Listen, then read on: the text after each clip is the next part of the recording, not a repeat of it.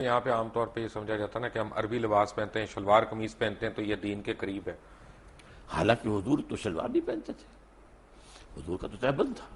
شلوار آپ کو پیش کی گئی اور آپ نے پسند کی کہ یہ اچھا لباس ہے، زیادہ ساتر ہے. یعنی تہبند کے اندر تو آدمی رات کے وقت جو ہے ہو سکتا ہے ننگا ہو جائے، شلوار میں تو ننگا نہیں ہوتا، لیکن آپ نے پہنی نہیں. وہ آپ کی کہتے ہیں سنت عادت، جو آپ بچپن سے پہنتے آئے تھے وہی آپ پہنتے تھے. اچھا مجھے یہ بتائیں کہ آج کل ایک جو ہے نا ڈپلیسٹی ہو رہی ہے. میں کنفیوژن کا لفظ نہیں استعمال کرنا چاہتا، ڈپلیسٹی ہو رہی ہے. ہم ایک خاص ایک طرح کا اسلام ہم اس کو پروموٹ کر رہے ہیں، کچھ لوگ اس سے ایگری کرتے ہیں، کچھ نہیں کرتے. لیکن ہو یہ رہا ہے کہ اوور آل اسلام کا ایک جو تصور پوری یعنی میں کہوں گا کہ ویسٹ کے اوپر آ رہا ہے وہ کوئی فرینڈلی تصور نہیں ہے. وہ ہم دیکھتے ہیں، ہمارے پاسپورٹ دیکھتے ہیں امیگریشن کاؤنٹرز پہ ہمیں کھڑا کر دیتے ہیں، کیونکہ یہی ہم دھماکے کرنے والے بھی ہم، خود کش حملے کرنے والے بھی ہم. اب یہ تو میں مانتا ہوں کہ جو حملے کر رہے ہیں ان کے ساتھ زیادتی ہوئی ہوگی، ضرور ہوئی ہوگی، یا ان کا جہاد ہے جو بھی ہے. لیکن جو لوگ شہید ہو رہے ہیں، جن لوگوں کو مارا جا رہا ہے، وہ بھی تو معصوم ہے. کیا اس کی اجازت ہے؟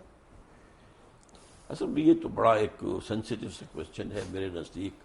اب جو بھی اس میں شہید ہو رہے ہیں، مارے جا رہے ہیں، بہرحال وہ تو اس غلط طریقے پر کام ہو رہا ہے. لیکن وہ بات سمجھ لیجیے اصل میں کہ ہمارا جو اس وقت ویو ہے ویسٹ میں، وہ کس اعتبار سے، وہ اسلام کو as a religion, socio economic system کے طور پر ماننے کو تیار نہیں ہے. اور انہیں خطرہ یہ نظر آ رہا ہے کہ دنیا میں مسلمانوں کے اندر ایک دبی ہوئی چنگاری ہے. وہ جو علامہ اقبال نے ابلیس کی مجلس شورا میں جو ابلیس سے کہلوایا تھا کہ نہ مجھے اشتراکیت سے کوئی ڈر ہے اور نہ جمہوریت سے ہے، اگر کوئی خطر مجھ کو تو اس امت سے ہے، اس کی خاکستر میں ہے اب تک شرار آرزو. ان میں ایک آرزو ہے کہ ہمارا ایک نظام تھا، ایک پولیٹیکل سوشو اکنامک سسٹم تھا، ہمارا اپنا جو کرمنل لا تھا، ہمارا سول لا تھا، ہمارے فیملی لاز تھے، ہمارے جو ہے لا آف ایویڈنس تھا. یہ سارے قوانین تھے ہمارے، چلے تھے، 1000 برس تک چلتے رہے. تو اب ہم دوبارہ جو ہے اس کو دنیا میں نافذ کریں، یہ چیز وہ ہے جو ویسٹ کو گوارا نہیں ہے. چنانچہ جیسے ہی پچھلی صدی کے اواخر میں یو ایس ایس آر ختم ہوا اور اس کے بعد نیٹو کو اثر نو آرگنائز کرنا شروع کیا گیا اور اس کی توسیع کی کوشش ہوئی، تو پوچھا گیا تھا نیٹو چیف سے کہ اب کس کے لیے؟ وہ آپ کا دشمن تو مر گیا، مرا پڑا، آپ کے قدموں میں پڑا، آپ سے بھیک مانگ رہا ہے، امداد مانگ رہا ہے. انہوں نے کہا تھا اب ہمیں خطرہ اسلامک فنڈامنٹلزم سے ہے. یہ ہے اصل جو خطرے کی بات ہے کہ جو انہیں ہے. اسی کو کرش کرنے کے لیے آپ اندازہ کیجیے جتنی بڑی جو ہے کولیشن بنی ہے افغانستان کے لیے، عراق کے لیے کیوں نہیں بن سکی؟ کیونکہ عراق میں کوئی اسلامی ایشو نہیں تھا، مذہبی ایشو نہیں تھا، وہاں تیل کا معاملہ تھا یا جو بھی تھا. میرے نزدیک وہ پہلا قدم تھا گریٹر اسرائیل کی طرف، اس لیے کہ جب صدام کی حکومت ختم ہوئی ہے اور اس کے مجسمے گرے ہیں تو شیرون نے کہہ دیا تھا پہلے دن عنقریب عراق پر ہمارا قبضہ ہوگا. It was the first step towards the establishment of Greater Israel. یہاں ایران، یہاں افغانستان میں تو ایسی باتیں نہیں تھی. گریٹر اسرائیل کے تو تھریٹ ہم بھی ہیں، ہم کیونکہ نیوکلیئر پاور ہیں. گریٹر اسرائیل کے تھریٹ ہم نہیں ہے، we are not included in that. وہ جو بھی ہے ہمارے نیوکلیئر پاور کے خلاف جو بھی کریں، لیکن گریٹر اسرائیل جو ہے عراق ہے، شام ہے، سیریا ہے، لبنان ہے، اور حجاز کا بھی شمالی علاقہ ہے، مدینہ اور خیبر وغیرہ جہاں یہودی آباد تھے، اور ترکی کا بھی جنوبی علاقہ ہے، اور مصر کا جو بہترین علاقہ زرخیز ڈیلٹا کا، وہ سارا اس میں ہے. ویسے کافی میں یہودیوں کو جانتا ہوں جو نیو یارک وغیرہ میں رہتے ہیں، وہ بڑے خلاف ہیں اسرائیلیوں کے، کیونکہ ان کی کتابوں میں لکھا ہے کہ اسرائیل جب یہاں پہ بنے گا تو وہ آخرت کے قریب ہوگا. ہاں، لیکن یہ کہ ان کے ہاں یہ تحریک زائنزم جو ہے یہ اصل میں بنیادی طور پر سارے یہودیوں کی نہیں ہے، بلکہ یہ سیکولر ٹائپ آف جیوز کی ہے. اور یہ وہ لوگ ہیں کہ جو در حقیقت جو بینکرز ہیں بڑے بڑے اور جو کہ کنٹرول کر رہے ہیں دنیا کی اکانومی کو، وہ زائنزم کی سب. آپ بینکنگ کی بات کر رہے ہیں، اکانومی کی بات کر رہے ہیں. جو مسلمانوں میں مجھے اکانومی کی ایک مثال میں دے سکتا ہوں، وہ ہے حضرت یوسف علیہ السلام کی. کہ حضرت یوسف علیہ السلام نے جب پہلے خواب دیکھا اور کنگ آف ایجپٹ نے ان کو بلایا، انہوں نے خواب دیکھا، تعبیر انہوں نے دی، قحط سالی کی اور بچت کی اور سیو کرنے کی. پھر اس کے بعد and if I am not wrong, correct me if I am wrong, کہ حضرت یوسف علیہ السلام کو جب کنگ آف ایجپٹ نے بلایا، انہوں نے کہا کہ اب ہمیں کیا کرنا چاہیے ان 7 سالوں میں؟ تو انہوں نے کہا قال جلنی علی خزائن الارض انی حفیظ العلیم. کہ اب جب انہوں نے یہ کہہ دیا اور انہوں نے کر بھی دیا اور انہوں نے خوش اسلوبی سے کر لیا، لیکن آج کل مسلمانوں میں حضرت یوسف علیہ السلام جیسا فائنانس منسٹر ہم کہاں سے لائیں گے؟ اصل میں تو مسلمان جو کہ بحثیت مجموعی کئی سو سال کا ایک سلائیڈ ہے جو نیچے جا رہے ہیں علمی طور پر جا رہے ہیں، سائنس کے علوم کے اعتبار سے جا رہے ہیں، ٹیکنالوجی کے اعتبار سے جا رہے ہیں. تو اس وقت تو ہم ڈیکیڈ لاٹ ہیں. حقیقت یہ ہے اب اس کے اندر تو کہیں سے نئی زندگی کا شرارہ کہیں سے پھوٹے کسی جگہ پر. بحثیت مجموعی مسلمان امت جو ہے وہ اب اس قابل نہیں ہے. اللہ تعالیٰ کسی ملک کے اندر ہو سکتا ہے کہ ایک نئی یعنی ایک حرارت پیدا کر دے ایمان کی، اور اس کے ذریعے سے وہاں اسلامی انقلاب آ جائے اور دنیا کو دکھا دیا جائے کہ دیکھو come and see with your own eyes this is Islam. یہ ہے اسلام کا نظام of social justice. Come and see it. جو کچھ تم نے پڑھا ہوا تمہیں دکھا دیا گیا ہے وہ نہیں ہے اسلام. اسلام تو یہ ہے، آؤ بس دیکھو. تو اصل میں یہ کام ہونا تو ہے، لیکن ابھی اس کے اور اس وقت کے دور کے درمیان بہت وقفہ ہے. اور اس میں وٹ آئی فیئر از کہ امت مسلمہ پر بڑا سخت عذاب اللہ کا آنے والا ہے، جس کا سب سے بڑا حصہ عربوں پر آئے گا. And number 2 on the divine hit list seems to be Pakistani Muslims. Why? Number 1 عرب کیوں ہیں؟ ان کی مادری زبان میں قرآن ہے، یہاں ان کو تو کوئی بچت ہی نہیں. ان میں سے محمد تھے صلی اللہ علیہ وسلم، اور اسی پر وہ ناس بھی کرتے ہیں. تو ان کے لیے تو در حقیقت اگر وہ جیسے جیسے آزاد ہوئے، کسی نے قرآن کو اپنا امام نہیں بنایا. قبلہ کسی نے بنا لیا واشنگٹن کو، کسی نے بنا لیا ماسکو کو. They are the biggest culprits. لیکن ہمارا جو کانسیپٹ اور ہمارا معاملہ کیا؟ نمبر 2 ہم نے ایک ملک بنایا اسلام کے نام پر، لاکھوں آدمی قتل ہوئے، کروڑ انسان جو ہے ادھر سے ادھر ہوا ہے، 1 کروڑ سے کم ایسٹ پنجاب اور ویسٹ پنجاب کے درمیان. لیکن وہ اسلام کہاں ہے؟ جو اسلام آج ہمارے پاس ہے وہ تو بھارت میں بھی ہے، نمازیں وہاں بھی ہیں، مسجدیں وہاں بھی ہیں، اور ہماری حج فلائٹس ہماری جاتی ہیں، ان کی بھی جاتی ہیں. بلکہ مجھے بتایا گیا ہے کہ حج کا انتظام جو ہے وہاں حج مشن جو ہے ہندوستان کا وہ کہیں بہتر ہے پاکستان کے حج مشن سے. تو اب ہمارا جو لیڈر کا کانسیپٹ ہے، جو اسلام ہمیں لیڈر کا کانسیپٹ دیتا ہے، وہ تو ہے امر بالمعروف اور نہی عن المنکر. وہ کہاں سے ہم لائیں؟ انقلاب کے بعد ہوگا، اس سے پہلے تو نہیں. You have to bring about a revolution first. حضور نے ریولوشن برپا کیا، 13 سال میں ایک ریولوشنری پارٹی تیار کی ہے. دعوت ہے، تربیت ہے، تزکیہ ہے، تعلیم ہے، اور منظم کرنا ہے.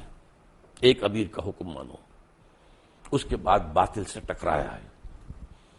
اقبال کا ایک شعر جو ہے بہت عظیم ہے، با نشہ درویشی در ساز و دمادم زن، چو پختہ شوی خود را بر سلطنت جم زن.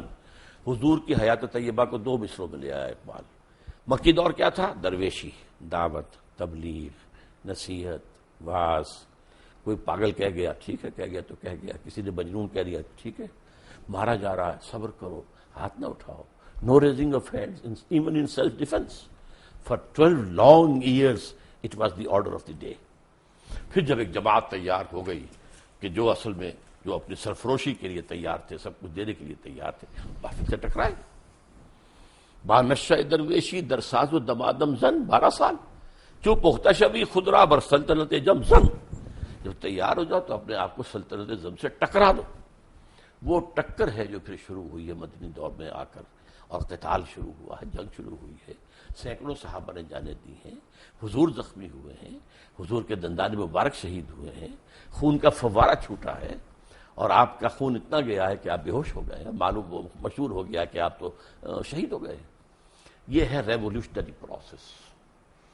اس ریولوشنری پروسیس سے کسی جگہ پر عالم اسلام میں کسی جگہ پر افسوس یہ ہے کہ ہم نے پاکستان اسی لیے بنایا تھا. اقبال کا تھاٹ یہی تھا، 1930 کے خطبے کی جان یہی تھی کہ انہوں نے اولاً مسلمانوں کی مسلم نیشن ہوڈ کو تمام جو بھی سوشولوجیکل جو بھی ہو سکتے ہیں فکر اس کے حوالے ثابت کیا کہ مسلمان ایک علیحدہ قوم، کسی بڑی قوم کی نظم نہیں ہو سکتے.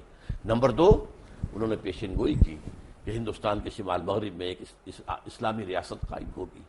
اور نمبر 3 انہوں نے کہا اگر ایسا ہو گیا تو ہمیں موقع ملے گا کہ اسلام کے چہرے پر جو بدنما داغ اور دھبے آ گئے ہیں دور عرب امپیریلزم میں، یہ بنو امیہ اور بنو عباس جنہیں ہم خلفاء کہہ دیتے ہیں، یہ تو عرب امپیریلزم تھا. اس امپیریلزم کے اندر جو تصویر آتی ہے اسلام کی، دنیا اس کے حوالے سے اسلام کو جانتی ہے. یہ دھبے ہٹا کر پھر خلافت راشدہ کا نظام دوبارہ دنیا میں قائم کرنا، that was the but it's not ideology. But we have failed, badly failed. Why? لمبی داستان ہے, بہت بات میں سمجھتا ہوں کہ ان میں اصل میں ایک تو جو مسلم لیگ کی تحریک کے اندر کچھ انہیرنٹ ویکنیسز تھیں وہ سامنے آئی. مسلم لیگ کی تحریک ایک تحریک تھی, موومنٹ جو آندھی کی طرح آتی ہے اور بگولے کی طرح نکل جاتی ہے. تحریک جو ہے اس کے ساتھ جب تک کہ کوئی مضبوط جماعتی ڈھانچہ نہ ہو, کارڈرز, معین کارڈرز کے ساتھ ایک مضبوط جماعت, وہ آگے نہیں چل سکتی. یہی فرق تھا مسلم لیگ میں اور کانگریس میں. کانگریس ایک مضبوط جماعت تھی, اس کے کارڈرز تھے, اس کا نظم تھا. مسلم لیگ کا نہیں تھا معاملہ, وہ تو ایک تحریک تھی. اور در حقیقت ایک چونکہ ایمرجنسی کی حالت پیدا ہو چکی تھی کہ مسلمانان ہند کا کیا جو ہے مستقبل ہوگا, تو اس حوالے سے پاکستان بنتے ہی مسلم لیگ تو ختم ہو گئی, جسٹ میلٹڈ اوے.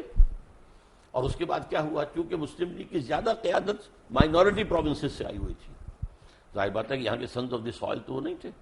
اب مرنا بھی تھا, ایک ایک کر کے مر گئے, اور ظاہر سے پھر یہاں پر تو سارا معاملہ جو آیا ہے پھر وڈیروں کے ہاتھ میں آ گیا, بیوروکریسی کے ہاتھ میں آ گیا. اور اس میں ایک بہت بڑی غلطی مولانا مودودی سے ہوئی, وہی جس کا پہلے ذکر ہو چکا ہے. وہ پاکستان موومنٹ سے علیحدہ رہے, انہوں نے ساتھ نہیں دیا. انہوں نے کہا کہ ہم ایک اصولی اسلامی تحریک جو ہے وہ برپا کر رہے ہیں. لیکن پاکستان میں آ کر ان سے غلطی ہوئی, انہوں نے الیکشن میں حصہ لے کر اور ایک پولیٹیکل پارٹی بنا دیا. اور نتیجہ کیا ہوا, اب گویا کہ اسلام ایک پولیٹیکل ایشو بن گیا. اس سے پہلے مولانا مودودی مطالبہ لے کر کھڑے ہوئے تھے اسلامی دستور کا. اس وقت تک چونکہ جماعت پولیٹیکل پارٹی نہیں تھی تو تمام حلقے جتنے تھے مذہبی انہوں نے ان کا ساتھ دیا. ایک غلطی یہ تھی, کیا کانسٹیٹیوشن 1973 کا جو پروگرام شروع ہونے سے پہلے میں آپ سے ذکر کر رہا تھا, جس میں آپ نے مجھ سے پیج پوچھا تھا, میں نے پیج 129 آپ کو کوٹ کیا تھا. جب ہم بریک سے آئیں گے تو ہم اس کے اوپر بات کریں گے کہ اسلام ممانعت کرتا ہے بڑی سختی سے فرقہ بندی کی. ہمارا آئین جو ہے فرقوں کو ریکگنائز کر رہا ہے, اور چاہے وہ انفرادی طور پہ کر رہا ہے چاہے وہ اجتماعی طور پہ کر رہا ہے. ڈاکٹر صاحب, میں نے آپ کو کانسٹیٹیوشن دکھایا, اس میں پریمبل میں ایک چیز لکھی ہوئی ہے کہ where in the principles of democracy, freedom, equality, tolerance and social justice as enunciated by Islam shall be fully observed. اور دوسرا آگے پیج 129 پہ اسلامک پروویژنس کے اوپر لکھا ہے کہ in the application of this clause to the law of any Muslim sect, the expression Quran and Sunnah shall mean the Quran and Sunnah as interpreted by the sect. تو پہلی بات تو یعنی دو سوال, ورڈ پرسنل لا وہ اب کہاں گیا, personal law of any Muslim اس کو سیکٹ. کہیے. پہلا تو یہ ہے کہ ڈیموکریسی اور اسلام, جی ان کا مجھے تو تضاد لگتا ہے. مجھے نہیں لگتا, میں بتاتا ہوں آپ. بسم اللہ. Democracy as such is kufr and shirk. It is based on the principle of popular sovereignty. Islam میں sovereignty belongs to God. اللہ بالکل. سروری زیبا فقط اس ذات بے ہمتا کو ہے, حکمراں ہے ایک وہی باقی بتانے آسری. اچھا, اس کا نتیجہ کیا ہے, اللہ کی کتاب اور اس کے رسول کی سنت, اس کی پابندی کرنی پڑے گی. اس کے اندر امرہم شورا بینہم, جہاں اللہ اور اس کے رسول کا کوئی حکم نہیں ہے باہمی مشورے سے معاملہ طے کر لو. کوئی اتھارٹیرینزم, کوئی ڈکٹیٹرشپ نو, کوئی ڈائنیسٹی نو. امرہم شورا بین, دس از جمہوریت, اسلامک جمہوریت. You can say it's a controlled democracy, limited democracy. Limited by the injunctions of the Quran and the Sunnah, not by any person or any dynasty or any monarch, no whatsoever, by injunctions of the Quran and Sunnah. میں اس کی مثال دیا کرتا ہوں, بہت سادہ سی ہے, 2 minute میں ذرا لے لیجئے کہ اگر آپ کے پاس ایک گھوڑا ہے, آپ چاہتے ہیں کہ وہ بھاگے بھی نہ لیکن یہ کہ جڑ بھی نہ جائے اس کے ہاتھ پاؤں, تو آپ نے 200 گز کی رسی سے باندھ دیا ایک کھوٹے کے ساتھ. اب ایک سرکل وجود میں آ جائے گا 200 یارڈز جو ہے ریڈیس کا, اس میں گھوڑا آزاد ہے. مشرق جائے, مغرب جائے, شمال جائے, جنوب جائے, 150 گز جائے, 200 گز سے ایک گز نہ ادھر نہ ادھر نہ ادھر نہ ادھر. دس is Islam. Injunctions of the Quran and the Sunnah, that is the circle. You can't cross it. لا تعتدوا حدود اللہ, تلک حدود اللہ فلا تعتدوها, تلک حدود اللہ فلا تقربوها. یہ حدود اللہ ہیں, اللہ اور اس کے رسول کی سنت, اور اس کو آپ نے البتہ اس کے اندر, اب اس کے اندر فرض کیجئے کہ ایک گھر کے اندر آپ ایک پارٹی جو ہے وہ دینا چاہتے ہیں لوگوں کو, آپ اس کے اندر ڈرنک کیا دی جائے, ایک چیز ختم ہو جائے گی, شراب نہیں دی جائے گی, وہ حرام ہے, وہ دائرے سے باہر نکل گئی. اب 7 اپ دیں, روح افزا دیں, کیا دیں, وہ آپس میں مشورے سے طے کر لیں. دائرے کے اندر جو کچھ ہے مباح ہے, اس مباح میں آپ اپنے مشورے سے by counting votes you can decide. So this is Islamic democracy. ٹھیک ہے الحمدللہ. اپنا مجھے اس میں کوئی اعتراض نہیں ہے، یعنی ان سینس کہ خدا نہ خواستہ ہو بھی نہیں سکتا، لیکن میرا مطلب ہے کہ میرے حساب سے تو ڈیموکریسی اور جو موجودہ ڈیموکریسی ہے کہ جو اس کا تضاد ہے. ہیومن ساورنٹی کیونکہ اگر میرے لیے حضور صلی اللہ علیہ وسلم کی ذات ایک طرف، ان کا حکم ایک طرف، پوری کائنات ایک طرف، بالکل میں تو اس طرف جاؤں گا. اللہ کا حکم اور رسول کا حکم. بالکل تو نہیں، رسول کا حکم وہی ہوگا جو اللہ کا حکم ہے. رسول نے بھی تو وہی کہنا جو اللہ نے کہا. کیٹیگریز دو ہیں، ایک اللہ کا حکم ہے جو قرآن میں آیا ہے، ایک حدیث ہے جو حضور کا حکم ہے. چلیں نیکسٹ پلیز. ڈاکٹر صاحب لاسٹ میں جس چیز پہ آپ سے میں تفصیل چاہتا ہوں، آپ نے پہلے کہا کہ ذرا سینسٹیو معاملہ ہے، لیکن سورہ بقرہ میں اللہ تعالیٰ نے فرمایا کہ وَإِذْ قَالَ لَا تُفْسِدُوا فِي الْأَرْضِ، اور پھر آگے آیا کہ قَالُوا إِنَّمَا نَحْنُ مُصْلِحُونَ وَهُمُ الْمُفْسِدُونَ وَإِنَّهُمْ كَانُوا عَذَابٌ أَلِيمًا، کہ تم میں سے ایسے لوگ ہوں گے جو دنیا میں فساد کریں گے، اور جب ان کو روکا جائے گا تو کہیں گے کہ ہم تو اصلاح کرنے والوں میں سے ہیں، لیکن وہی فسادی لوگ ہیں اور ان کے لیے آخرت میں دردناک عذاب ہے. تو اللہ تعالیٰ یہ کن کے متعلق کہتا ہے؟ ہاں ذرا اس کے لیے جہاں سے ہماری ایک بات ختم ہوئی تھی نا، حضور نے انقلاب برپا کرنے میں پہلے 12 سال مکے میں جو جہاد باللسان کہہ لیں، جہاد بالقرآن کہہ لیں، جو بھی کہیں، جہاد نفس کے ساتھ کیا، جماعت تیار کر لی. اس کے بعد آپ نے باطل سے ٹکر شروع کی. اب دیکھیے ہر کسی انقلابی تحریک کے ساتھ آنے والے سب لوگ ایک طرح کے نہیں ہوتے. کچھ لوگ وہ ہوتے ہیں ہر چباد آباد، ماں کشتی درا بنداختیں، اب جو ہو سو ہو، یہ کشتی اگر چلے گی تو ہم بھی جئیں گے ورنہ ڈوبنے کو تیار ہیں، جو قربانی چاہیے حاضر. کچھ لوگ جو ہے کسی چیز کی بیوٹی جو ہے اٹریکٹ تو کر لیتی ہے، بات ٹھیک ہے یہ، لیکن اس کے لیے قربانی دینا، جان اور مال کا خطرہ لینا، اس سے ذرا وہ پھر پیچھے ہٹنے شروع ہوتے ہیں. یہ طبقہ پیدا ہوا ہے مدینے کے اندر، مکے میں نہیں تھا. لیکن قرآن مجید کے پہلے 2 رکوعوں میں سے پہلے رکوع میں جو اہل ایمان مکے میں تیار ہو چکے تھے ان کا نقشہ ہے، اور جو مکے میں لوگ کفر پر اڑ چکے تھے ان کا ذکر ہے. پھر اب یہ تیسری کیٹیگری آئی ہے. یہ کہتے تو ہیں کہ ہم اللہ پر اور یوم آخر پر ایمان رکھتے ہیں، حقیقی ایمان ان میں نہیں ہے. ان کا معاملہ یہ ہوا تھا جب حضور نے، میں نے آپ سے کہا 6 مہینے آپ نے لیے 3 کام کیے، کنسٹرکشن آف دی ماسک اور بھائی چارہ مہاجرین اور انصار میں، اور یہودیوں کو جکڑ لیا ایک معاہدے میں، میثاق مدینہ. اس کے بعد آپ نے ایڈوانس شروع کر دیا، مکے کی طرح چھوٹے چھوٹے دستے بھیجنے شروع کر دیے. پرووکیشن کر رہے ہیں آپ.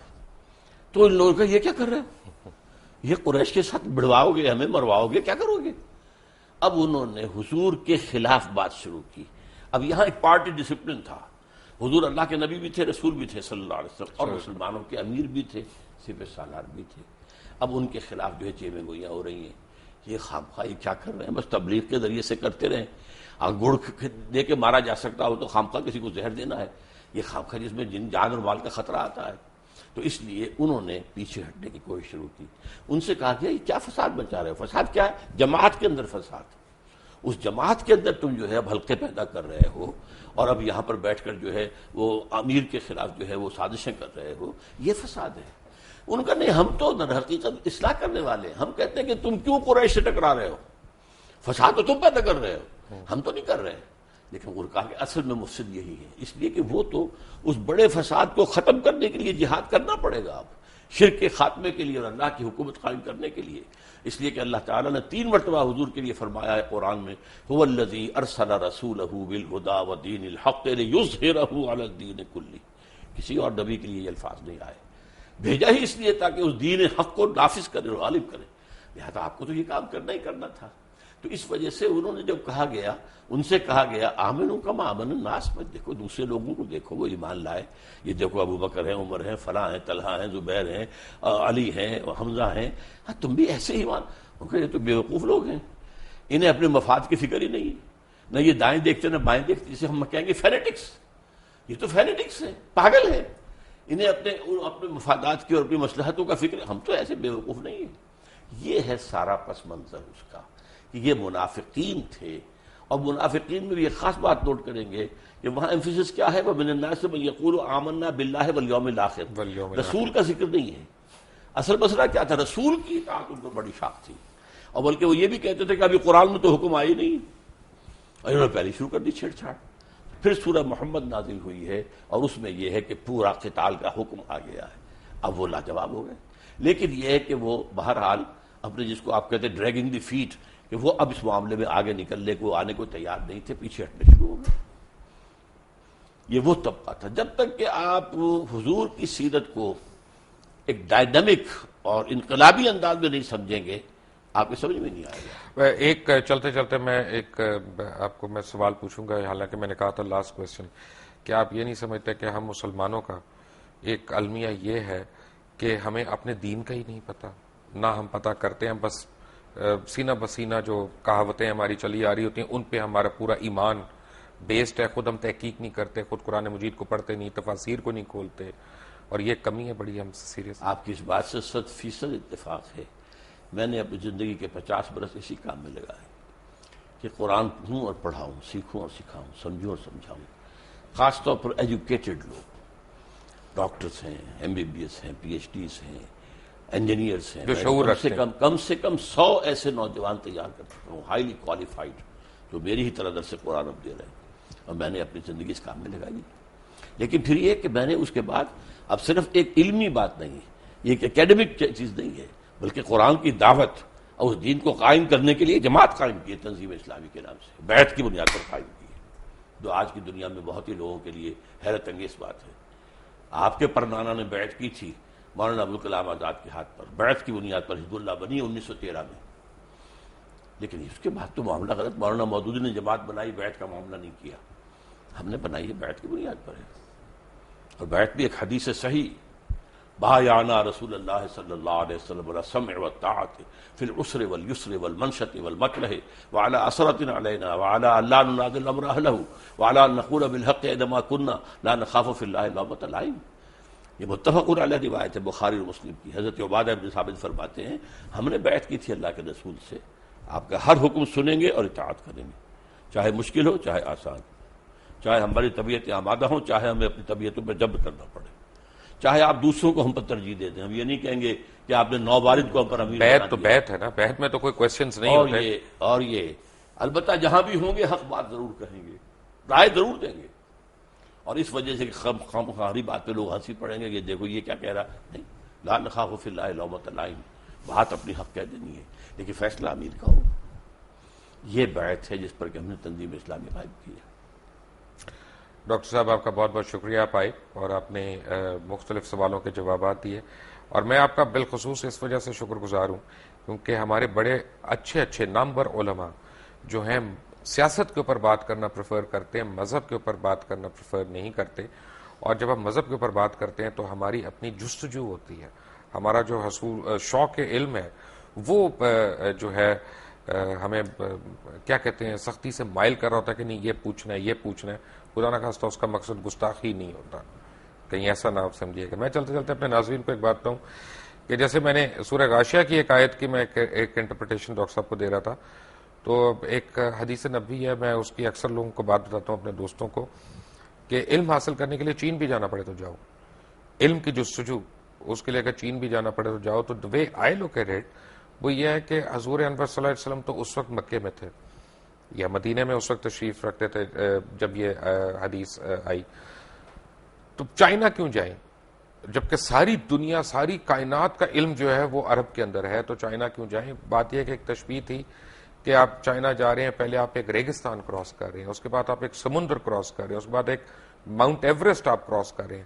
تو دنیا میں 3 سب سے بڑے آبسٹیکلز ہیں، اگر وہ آگے پیچھے کھڑے ہیں تب بھی ہوں سائڈ بائی سائڈ تب بھی آپ علم کے حصول کے لیے جائیں. تھوڑی سی غلطی ہے، سمندر بیچ میں کوئی نہیں آتا تھا. جی سمندر بیچ میں عربین سی ہے نا، عربین سی نہیں. آپ اگر عرب سے چلیں گے تو سارا خشکی کا راستہ ہے. ایک تو آپ کا میپ ہر جگہ کے پڑے ہوئے ہیں. ڈاکٹر صاحب کے میپ سے چلیں گے جی ہم انشاءاللہ، اپنے میپ سے نہیں جا سکتے، آپ کے پیچھے پیچھے چلیں گے.